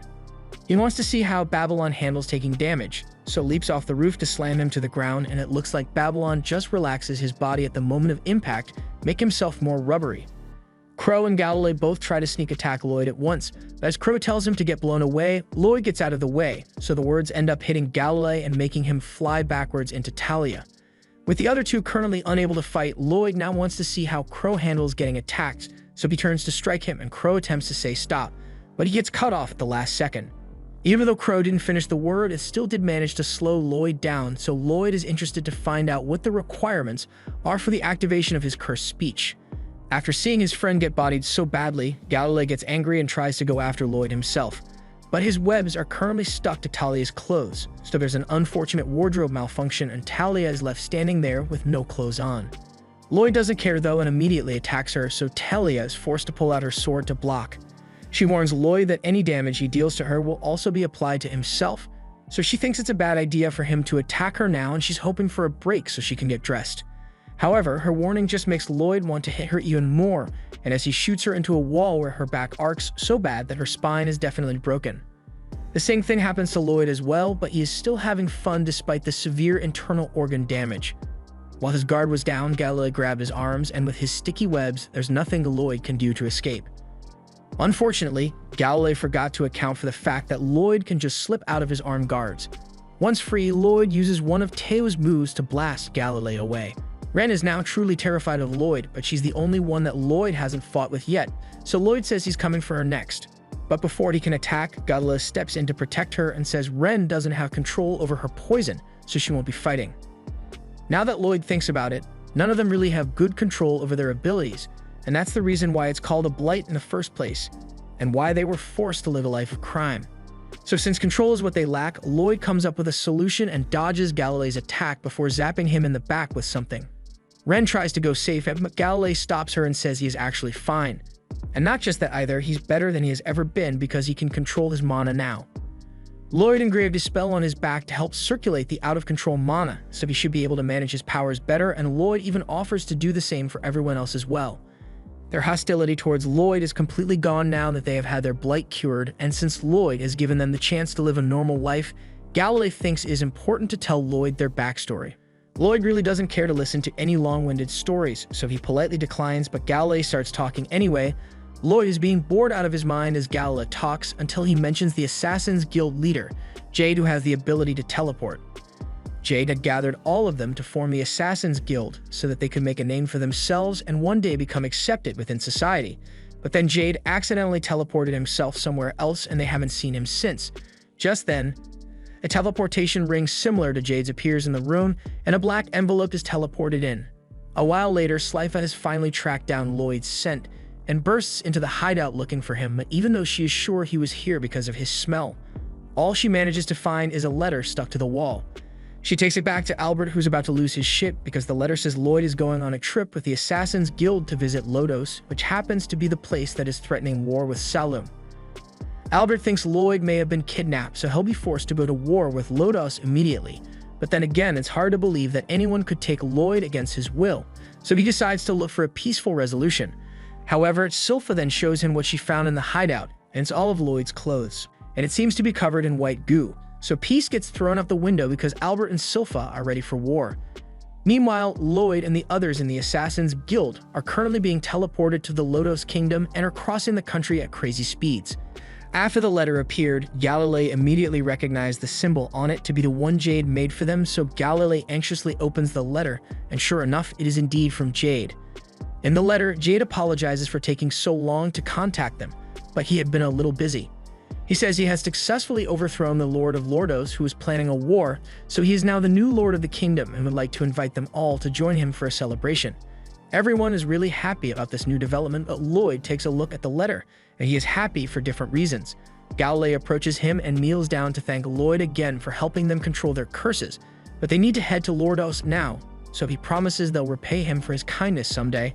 However, Ren has something else in mind, as she would like Lloyd to join them in heading to the Lordos Kingdom, so he can engrave a spell on Jade as well to keep his blight in check.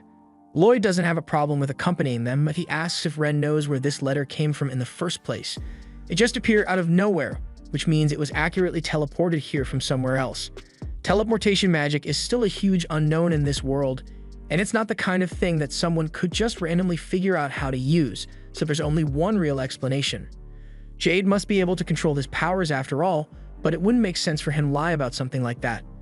Still, they can no longer guarantee that what was said in the letter is true, so it could turn out to be a trap if they go to Lordos now. However, Ren still wants to believe that Jade would never betray them, so she naively suggests that maybe he just learned how to control his powers on his own. If that's the case, then Lloyd won't need to join them when they go for the reunion. But he's still going to follow them anyway because his interest in teleportation magic is at an all-time high. Ren wants to trust Jade, but she can't help but worry about what would happen if something really is wrong there. So Lloyd tells her not to think about it so much because if worst comes to worst, he's going to be with them and he can pretty much handle any trouble that arises. Galilei is once again singing the praises of Lloyd for being so kind to them. And after that last statement from him, Ren is officially in love with him. Back to the present, Lloyd has to make a pit stop with his flight spell since none of them could handle the high speeds. He complains about them wasting time here since they were only flying for 10 minutes, but they would all literally die if they had to suffer through another minute of supersonic speed, and Babylon is so bent out of shape over it that he's stuck.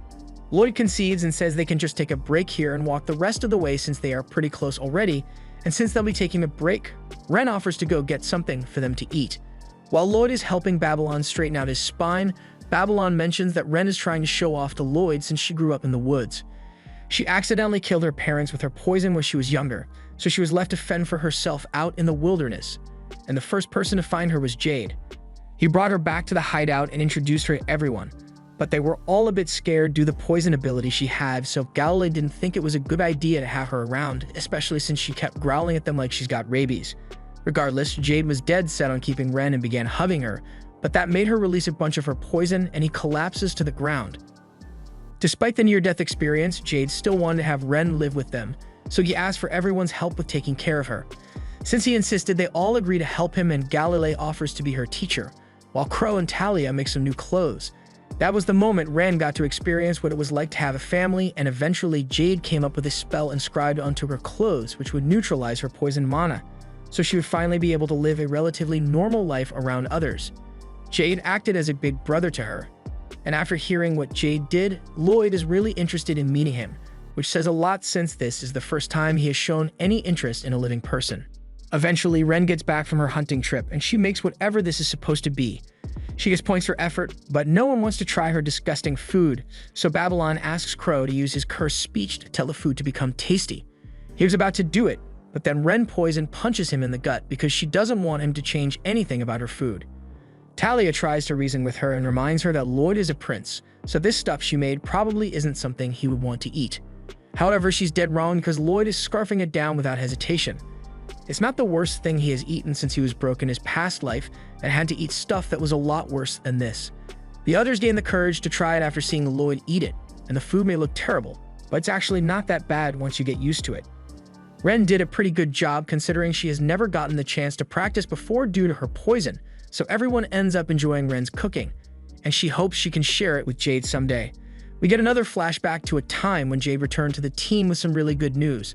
The guild was reconsidering the bounties on their head, so the others start celebrating because they may be able to rejoin society since they are no longer outlaws.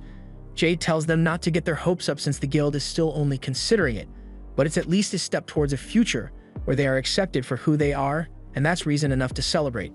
Jade was happy to have such good friends, but there's something he feels guilty about, so he gets everyone's attention so he can confess to them. He had said he was just a random person, but in reality, he is the third prince of Lordost. He is a noble, and he admits that he approached them all so he could use them for his own goals. Lordost is ruled by his family, who are all downright evil. They plan for war every day like bloodthirsty animals, so Jade was desperate to find a way to stop them from starting a senseless war, which is why he put this team together. He fully expects them to be mad at him for manipulating them, but they all couldn't care less what his initial motives were. Besides, they all pretty much knew he had to be royalty of some kind with the way he acted. But Ren had no idea, so she was having a meltdown while trying to process it all. While Ren is still lagging, the others tell Jade that they all have their circumstances that brought them here, and they aren't pleasant backstories as they don't usually talk about them. But at the end of the day, regardless of what his motivation may be, he is still family to them, so he could have just kept his mouth shut about it and they wouldn't have questioned him. But now that he has mentioned it, they are all down to help him assassinate the Lordos family if he wants. However, he actually doesn't want that since it would be terrible if the guild were to find out that the Assassins Guild killed people based on a personal grudge. The bounty reconsideration would be called off, and it may even increase if they get involved. So he wishes to handle the Lordos family by himself. He has always thought of the Assassins Guild as his real family, and he would love nothing more than to stay with them forever, but he can't stand by when Lordost is about to start a war. Since he'll be leaving soon, he wants them all to make a promise with him to keep the Assassins Guild going even if he doesn't come back alive from Lordost. And if he doesn't manage to return, then that would mean he had successfully become the new ruler of Lordos, so he swears he'll make the region a place where the Blighted can live freely. After hearing the story, even Grimm is convinced that Jade must be an amazing person, and after they are done with their meal, they continue with the short walk over to Lordos. But Lloyd fell asleep along the way, so Galilei had to carry him. As they continue to walk, Ren gets out in front of the group and expresses her concerns. She doesn't believe Jade would betray them, but it still might be possible that the Lordos family is manipulating him into doing something wrong. So she thinks they should let Lloyd rest here while they all go scope out the area to make sure it's safe. Galilei agrees and pries Lloyd off his face before turning to Grimm to ask him to watch over Lloyd while they are gone, but Grimm doesn't think that's such a good idea since Lloyd is practically invincible even when he is asleep. But if they go into Lordost alone and something actually goes wrong, Lloyd would be mad at him for letting them get into trouble, so he's going to go with them. They arrive at the castle, and there seems to be a party organized, which checks out with what Jade had told them in his letter, and Grimm doesn't sense any aggression coming from the people here, so he thinks it is safe to go get Lloyd and return. Now that Galilei thinks about it, he recalls Jade having an interest in Lloyd for some reason, but before he can elaborate further, they are spotted by a staff member of the castle.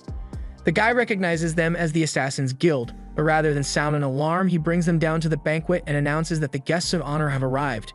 It looks like there really was nothing to worry about, so Grimm prepares to fly back to Lloyd so he can bring him here, but Ren is getting a little nervous now that she is so close to meeting Jade again, so she asks Grimm to stay behind with her for a little while longer. A little while later, Jade finally arrives in the banquet hall, and they are all really glad to see him, but the new look is a little jarring for them. Jade decides to change back to his normal clothes since he is among friends, so he snaps his fingers and has them teleported into his body. The others are shocked that he really has learned to control his powers completely, and when they ask how he managed to pull it off, he just says he practiced a lot until he got it. Ren goes up to finally talk to him again, but she's so emotional that she can't find the words to express how she feels. Unfortunately, Jade is tired of acting, so he turns the mood of the room as all the guests turn evil. Jade is somehow able to use cursed speech to pin them all to the ground, and he announces to the crowd that they can have their pick of the blighted people he lured in. He doesn't even care enough to remember any of their names, but before things get any worse, Grimm uses his powers to attack Jade and buy enough time for the others to escape. He seems to know what's going on with Jade, but before he can explain, Jade teleports behind him and kicks Grimm across the map.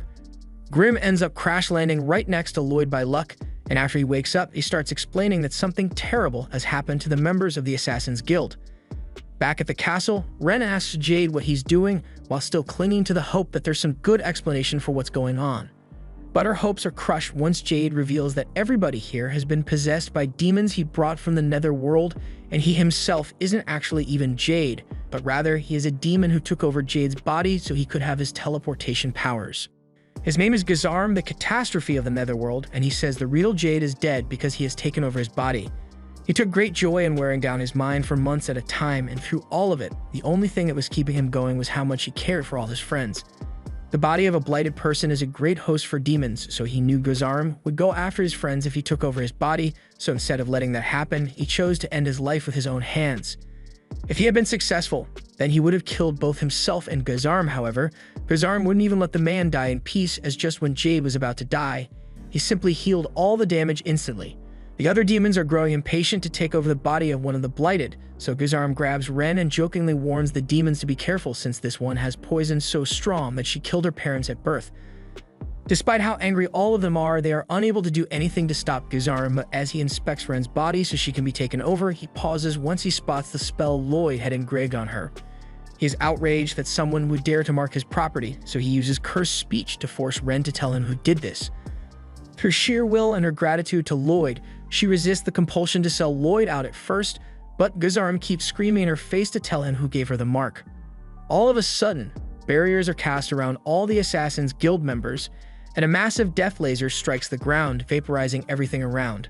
The one who cast the laser is Lloyd, and he looks like he's really pissed. The demons are terrified at the sight of the power Lloyd just displayed, but before he deals with them, Lloyd goes down to the Assassin's Guild members to check if they are all alright.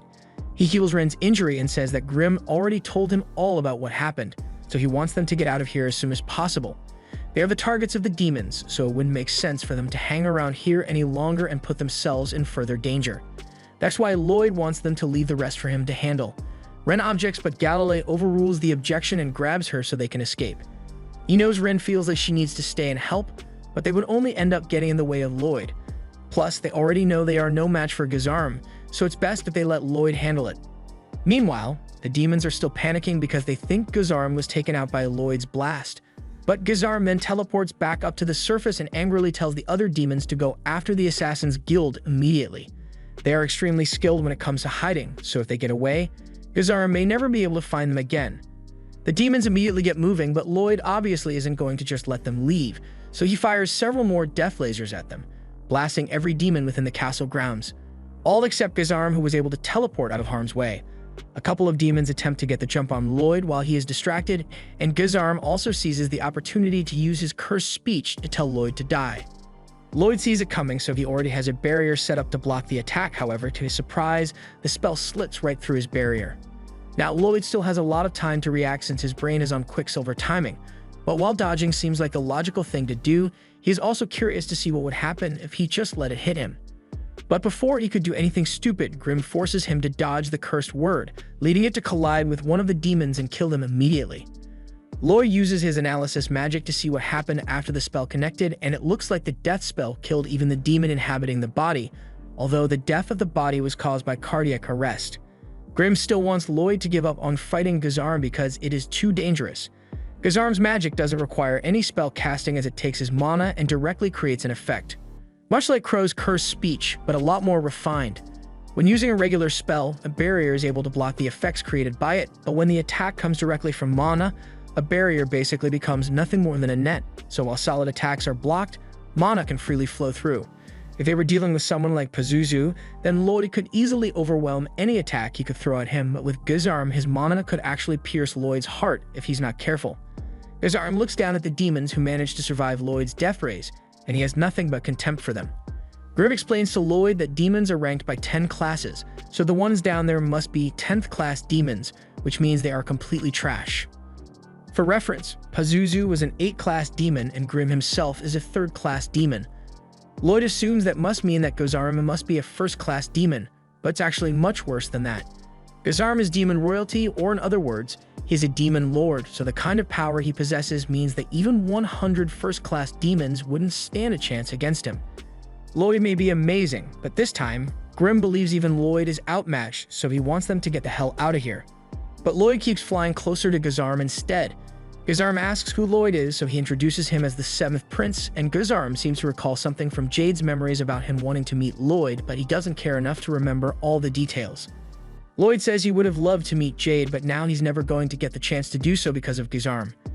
Gazarm responds, saying he is upset since Lloyd just showed up here and started blasting his minions and base to smithereens.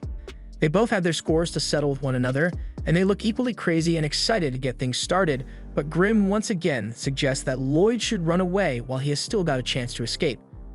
Lloyd acknowledges that Gazarm won't be as easy to take out as the one he decimated on the ground, and Grimm is shocked that Lloyd would call what he did easy. He may have said 10th class demons are trash, but they are still relatively strong and have a natural resistance to sorcery. Gazarm is eager to get the battle started, so he uses his mana to form a tiny spike, which he then launches straight at Lloyd, nearly breaking through his barrier. Even if it didn't go all the way, this is the first time Grimm has ever seen something do actual damage to Lloyd's shield, so he is panicking even more than before. Gazarm is impressed with the durability of the barrier Lloyd created, but let's see how it holds up when he isn't holding back as much. As he launches several mana sword projectiles at Lloyd, Lloyd begins a series of evasive maneuvers to minimize the damage he takes, but he is still losing a lot of his shield layers in the process. However, Lloyd becomes so focused on dodging the swords that he forgot that Gazarm has the ability to teleport, so be surprised when Gazarm appears in front of him and immediately shatters the barrier with a single kick. This sends Lloyd flying straight into the swords, so he thinks fast and casts an earth puppet spell to protect him from being impaled. Galilei and the others are in awe of the scale at which Lloyd and Gazarm are fighting, but so are the demons, until both sides realize they are standing on the same bridge and the demons begin chasing after the assassins. Galilei turns to Babylon, who has been trying to get over the gate for a while now, and asks him to hurry up so they can get past it. While he is doing that, Lloyd is still in the middle of his fight with Gazarm, and Grimm is in tears already. But Lloyd doesn't care about his feelings and asks him for his help with something instead. Gazarm is shocked that Lloyd managed to escape his attack completely unharmed, and the only time he was actually able to put pressure on Lloyd was when he used his teleportation ability. Lloyd claps back that the teleportation ability doesn't even belong to Gazarm. Gazarm sees things differently since he stole Jade's body already, and Jade could never control the ability in the first place, so he didn't deserve to have it. Humans aren't able to control abilities like this without the use of a spell, but when it comes to a demon like him who was born as a master of mana, it's easy. So it's only natural that he would take such a wasted gift for himself. And now he is going to show Lloyd what it looks like when teleportation is used correctly in battle. He summons more of those swords and begins mocking Lloyd, wondering if he'll try to attack or dodge the swords, or maybe even run away. But as Lloyd gets stabbed in the back, Gazarm laughs and says he never had a choice to begin with. With teleportation, there is no need to launch projectiles normally, so they can be sent directly into Lloyd's body, and there is no way to counter that. And now that he believes himself to be victorious, he officially names his power Shadow Wolf to commemorate it. Meanwhile, the trash demons are still after the assassins and telling them to give up their bodies, but they just managed to gain control of their powers for the first time in their lives, so there's no way they are going to give that up now. Galilei uses his web ability to cover the ground and hold the demons in place while they escape. These webs will harden after a few seconds, so to make sure none of the demons escape before then, Crow uses his cursed speech to make Humpty Dumpty and the rest all fall. Galilei praises Crow for being able to use his cursed speech well enough to avoid targeting his allies as well, and while the demons are still incapacitated, Babylon finally manages to open the gates and allow them to escape. However, just as they were about to leave, the demons began struggling and ended up ripping the bricks out of the ground so they could stand up. They won't be able to get far unless someone stays behind to keep the demons at bay, but before Galilei can step up to do it himself, Talia takes on the task instead. She looks at all the demons at once, and upon activating her power, she slices her ankle to render all of them unable to walk. She tells everyone else to stay out of the line of sight since she doesn't have enough control to not hurt them as well. She wants them to leave her here and make a break for the woods so they can be safe. Ren doesn't want to go without her since there's no way she'll be able to escape on her own with her leg wounded like that. The demons are in pain from her ability, but at the same time they are able to regenerate the wounds, which in turn also heals Talia. But then she immediately stabs her foot right after, leaving the demons in pain again. She once again asks her allies to hurry and get out of here while they still can. She promises not to let her body get stolen so easily, but Ren can't just accept that and leave, so she tries to grab Talia so they can get out of here together. However, she is pushed back and locked outside the gate by Galilei, while he stays behind with Talia. Even with the gate closed, the demons would be able to break through it in no time, so at this rate, none of them will be able to escape unless the demons are stopped now. He knows what Talia was planning to do, so he is not going to let her kill herself to take out the demons, at least not without a friend by her side. The demons start panicking because they realize Talia is actually crazy enough to kill herself for the sake of taking them out. So they rush to try and stop her, but Galilei gets in their way. Ren pleads with them to stop since they were so close to being able to live together as a family. Jade may never be able to come back, but they can control their powers now, and they won't have bounties on their heads anymore. So why do they need to die? Talia can't imagine the suffering Jade must have went through while trying to end his life for their sake, but she understands the feeling of wanting to do whatever it takes to protect her friends, so she doesn't hesitate to slash her own neck for them. Meanwhile, Gazarm is looking down as the whole thing unfolds, and he feels nothing but disgust at the pitiful existences below him. If anything, he had hoped that Lloyd could have entertained him a bit more, because then maybe Talia's sacrifice could have actually meant something. However, just then, he hears a crumbling sound coming from where Lloyd's corpse should be, so he turns around and sees that Lloyd has broken down into a pile of dust. He is then attacked from behind by the real Lloyd, but he teleports out of the way in time to avoid getting slashed. He realized Lloyd used a decoy to get him to let his guard down, and now he is using an enchanted sword, so it looks like their fight is going to get a lot more interesting from here on out.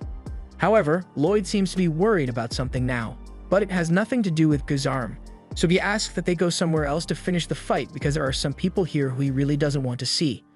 Just before Talia was able to end herself, hundreds of fireballs began raining from behind the gate, so Galilei grabs her so she doesn't get caught in it. The demons end up getting scorched, but neither Talia nor Galilei have any idea where the attacks could have come from. Just then, the gate is sliced up and Lloyd's family walk in. Albert stands at the front and things are definitely a lot more chaotic than he was expecting, but that doesn't change anything since they are all here for the sole purpose of rescuing Lloyd. While Ren is happy that backup has arrived, both Albert and Silpha have murder in their eyes and immediately go after them. There may be a horde of demons nearby, but dealing with the people who kidnapped Lloyd comes first, so Silpha stands over them with her sword and questions them on Lloyd's whereabouts. She also threatens to kill one of them if they stay silent or start lying for any reason. Because of this, Galilei frantically starts blurting out answers, saying Lloyd is fighting inside the Lord's castle. Albert further questions why Lloyd would be fighting someone and with whom it may be, so Ren is about to explain everything that happened up to this point, but Babylon stops her. Before they got here, Lloyd had asked them all to make a promise, even though he didn't think the situation was likely to happen in the first place. He asked that if the Assassin's Guild bumps into any of the people from his castle by chance, then they should do everything in their power to not reveal anything about his strength or Grimm's existence to them. Galilei and the others had no problem keeping his secret, but they wondered why Lloyd would be so insistent about not letting anyone know about his power. While Lloyd was about to fall asleep, he mentioned how he doesn't want to get saddled with a lot of annoying responsibilities once people realize he is strong, so he'd rather keep a mediocre persona, so that he can continue with his magic studies undisturbed. He sounded like it was a really important secret to him, so they can't let Albert and the others find out about his fight with the Demon Lord. Besides, even if they did find out, they would just try to help Lloyd and get in his way, but they still need to figure out what to say. Time's up, so Silpha is about ready to chop someone's head off. But before she does, Ren comes up with something to say and tells Silpha that Lloyd is fighting a total loser. That's nice, but Silpha ain't buying it, so she gets ready to chop Ren's head off. However, Albert stops her, so the others think he must be sticking up for them because he believes in diplomacy. But in reality, he just didn't like the idea of Silpha killing the child in the group first, so he tells her to start with one of the adults instead. Albert has no mercy to offer to the people who stripped Lloyd of his underwear. Galilei realizes that there must have been some sort of misunderstanding here, so he explains that he didn't strip Lloyd of his clothes at all. They just got covered in his sticky fluid, so he hung them out to dry. Yeah, Galilei isn't helping his case right now, so Ren tries to appeal to them once more and explains that even if Albert and Silpha may not believe people from the Assassin's Guild, they are still worried about Lloyd as well.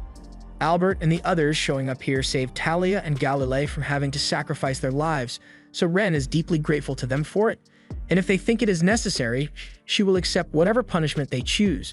But the demons took Jade from her, a member of her family, and that's why Lloyd is fighting for them. Silpha still doesn't seem to care, but as a demon attempts to sneak up on Ren, it gets stopped by Elise and Liru. Elise says she thinks they can trust what Ren just said because of nothing else. Liru would already gobbled her up if she actually had any bad intentions. Albert agrees to put faith in Elise's instincts for now, but he still doesn't trust the Assassin's Guild yet. Since they are putting a hold on their aggression towards the Assassin's Guild, they now need to deal with the horde of demons who have all regenerated from the damage of the initial fireball.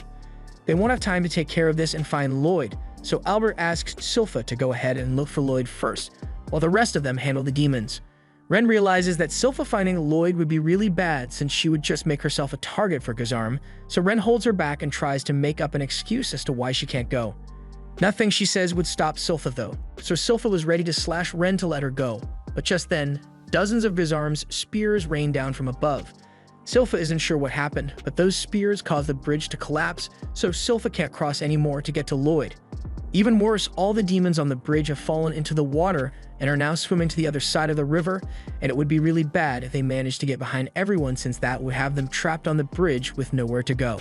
That's why Albert immediately calls for everyone to head back over to the river banks.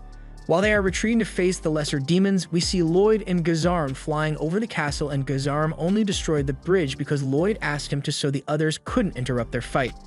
Gazarm finds the way he feels to be strange since normally he would have popped down there to massacre all the humans, but right now the only thing he can think of is fighting Lloyd. He uses teleportation to try to hit Lloyd with some spears, but Lloyd saw it coming and dashed out of the way to save himself. Grim reminds Lloyd that he can't afford to get distracted for even a second when he is up against someone like Gazarm, but then he notices something strange about the sword Lloyd is holding. Meanwhile, Albert and his soldiers are engaged in combat with the demons and are using their enchanted swords to keep them at bay. It looks like Lloyd won't have to worry about helping them since they look like they can handle it on their own, which means he is free to focus all his attention on battling Gazarm. The demons on the ground are in a great deal of pain over the damage the fire is doing to them, and while they are still magic resistant, Albert can see that it still has some effect on them. What he's really worried about is how he's going to handle the regenerating bodies of the demons. Diane uses his own magic sword, which has a lot more firepower, but even that proves to be incapable of taking out all the demons. At this rate, they will end up losing since the magic swords still use up the wielder's magic when a spell is cast, and the soldiers are running out of steam already. And if they continue blasting away like this, then Silpha and Liru won't be able to get in close to fight.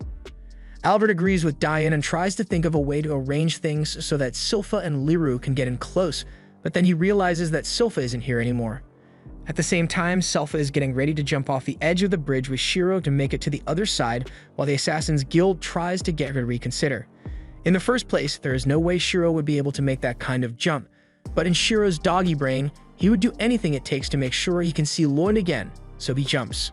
Shiro doesn't make it very far before he ends up plummeting into the river, but after seeing the giant dog fail to jump, Silpha still intends to try and jump the gap herself anyway.